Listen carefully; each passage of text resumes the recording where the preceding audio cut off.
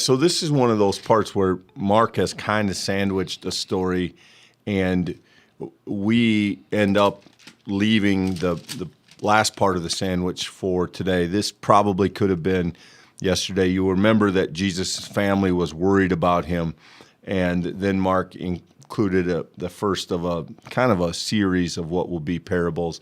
And then we are moving to... How'd that happen? What's that? Look how off kilter we are. I'm sorry.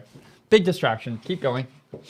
Okay, sorry. Yeah. So Mark picks up the story in verse 31. Then Jesus' mother and his brothers came, and standing outside, they sent to him, and they called to him. And a crowd was sitting around him, and they said to him, "Your mothers and your brothers and sisters are outside asking for you."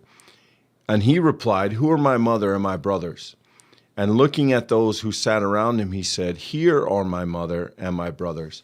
Whoever does the will of God is my brother and sister and mother." So a couple of things, Michael, maybe to touch on. The first is, as Protestants, the phrase brothers and sisters doesn't really bother us. There are indications in the gospel that Jesus had other family, that Joseph and Mary had other children after Jesus, who is the oldest.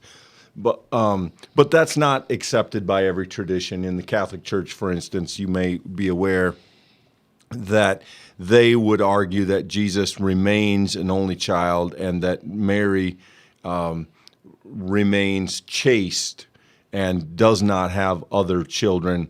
And so they would read this as a kind of cousins thing. You know, for instance, in my family, we don't draw a distinction between first layer aunts and uncles and second layer. If they're my mom's aunt and uncle, they're my aunt and uncle. And everybody's cousins, regardless of whose cousins they are. We don't really go through the formality of first cousin and second cousin, etc.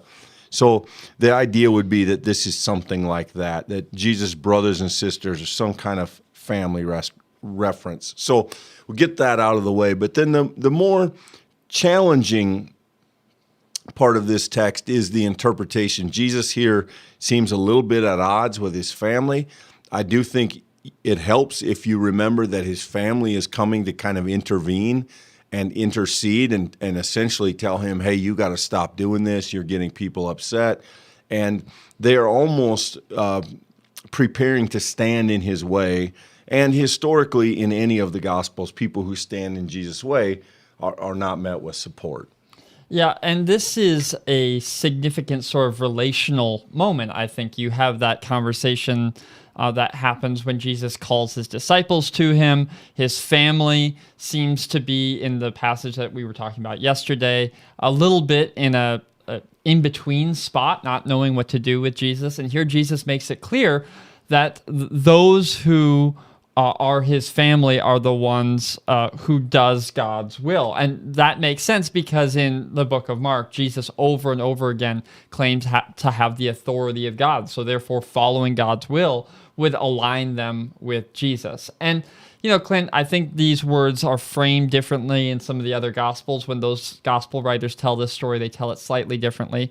But in every telling, there is a sense of sort of grief and difficulty in this, right? The idea that Jesus is, on the very most basic reading, disavowing his family.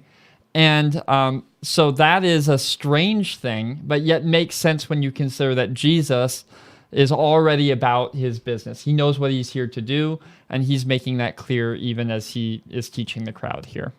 Yeah, and, you know, we live in an era where family is remarkably important, not only personally, but philosophically. The idea of connection in family is important. We have family gatherings. We have a kind of idea of loyalty to our family, particularly our children in many instances. The idea that as parents, one of our primary jobs is just to keep our kids happy. And historically, that's a fairly recent kind of development.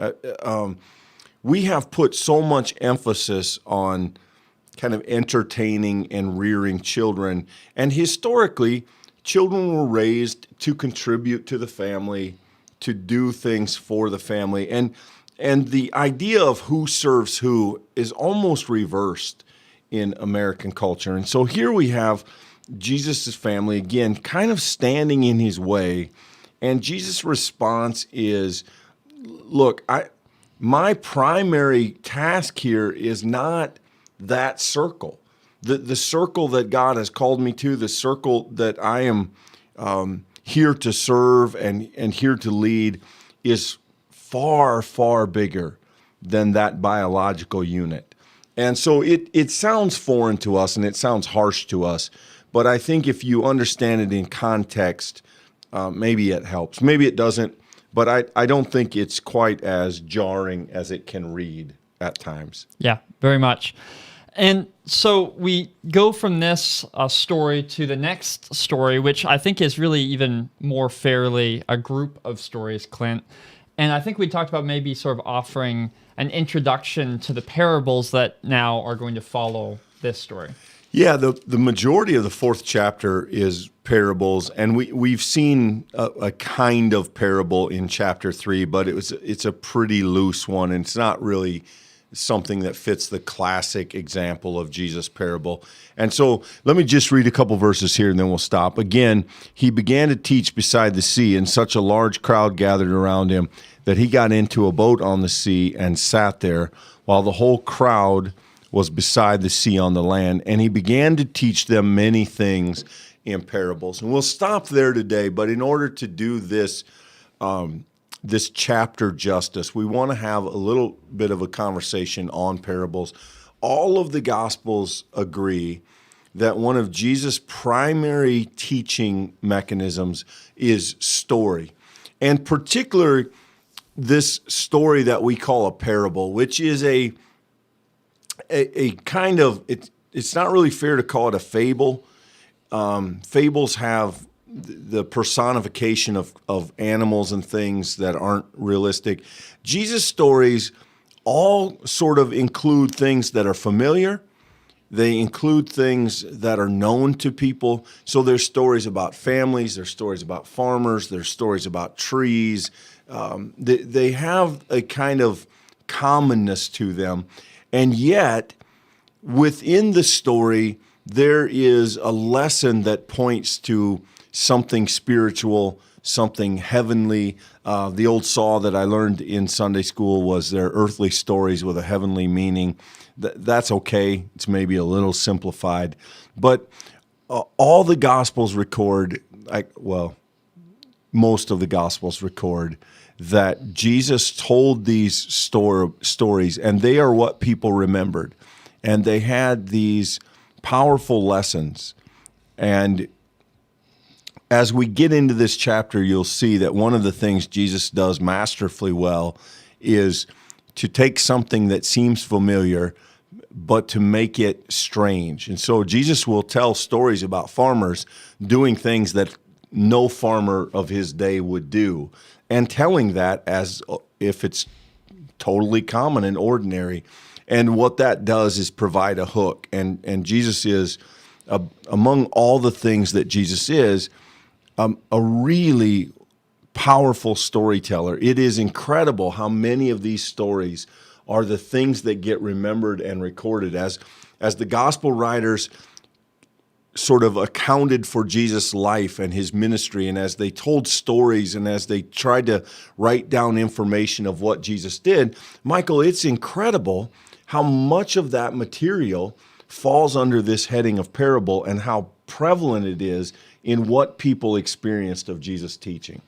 Yeah, if you were asked to define a parable, I'd be interested what people would say. And if you would struggle to nail down an exact definition, you're actually joined by the scholarship. If you do some reading about parables, you'll find that there's not a classical sort of textbook definition of a parable. In fact, there's a lot of study that's happened about what Jesus is doing when he teaches parables. And as best as we can tell, Jesus is doing something unique. There are traditions in the Judaic sort of rabbinic tradition of teaching through lessons and through stories, but Jesus's stories often have a kind of allegorical sense to them that is what wasn't native to some of the other things we have in the same time frame.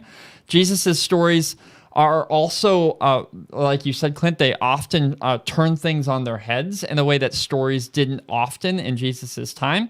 So when you come to Jesus's parables, you actually get this sense. And in fact, if you look at some modern scholarship, something like the Jesus Project, which was very famous for trying to find the, air quotes, real Jesus, what's interesting is they would look to the parables as some of the most original things that we have of Jesus's life, simply because of how unique they are as a source of teaching and content. So as we turn to the parables, I think the only point I want to make in saying all of that is, I think what we need to recognize is when Jesus said these parables, they meant something to the people he said them to, and they were recorded and passed on because they contain something that the church needs to know and be reminded of moving into the future. And there's some parables, not the parable of the sower that we're going to have tomorrow, but there are some parables that are going to be difficult. They're going to be challenging. They are stories that require us being willing to sort of step into somebody else's shoes and to try to understand something that would have been common to them. And if we're willing to do that business, I think parables are an incredible invitation to not only hear Jesus' teaching, but to be transformed by the very same kind of upside-down movement that Jesus' original followers would have heard. Yeah, and one of the things that I find fascinating about the parables as a person who has, tried to preach and communicate is that what Jesus does is not simply give people an answer. He doesn't, in the majority of his teaching, he doesn't just say, here's what I want you to know. Instead, he paints this picture. He tells this story.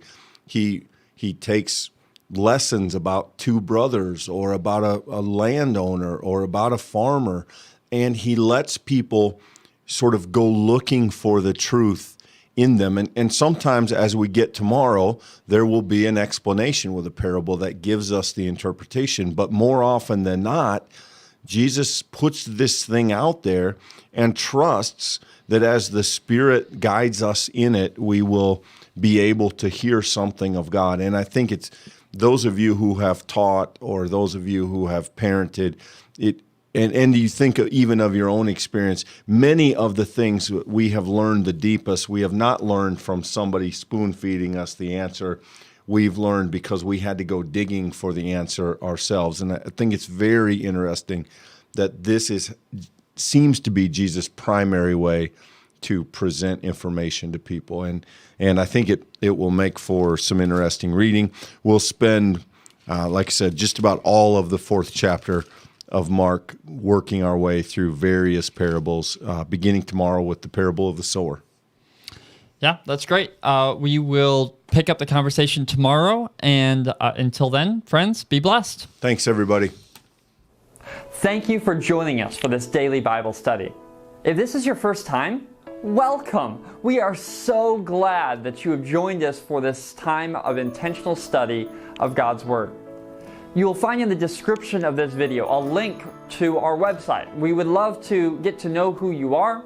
We'd love to reach out and greet you personally, but be sure, whether or not this is your first time, to like this video. If you're on Facebook, share it so that other people might be able to find it too. If you're on YouTube, consider subscribing. You'll receive more content like this every day at 2 o'clock Central Standard Time. On top of that, every Wednesday at 9 o'clock, we release a Pastor Talk podcast, which goes through different series, but all of them about faith and life and discipleship of Jesus Christ. Friends, regardless of how many times you've been with us, we hope that this day has been meaningful for you as you seek to follow Jesus Christ. So until next time, be blessed. We look forward to seeing you soon.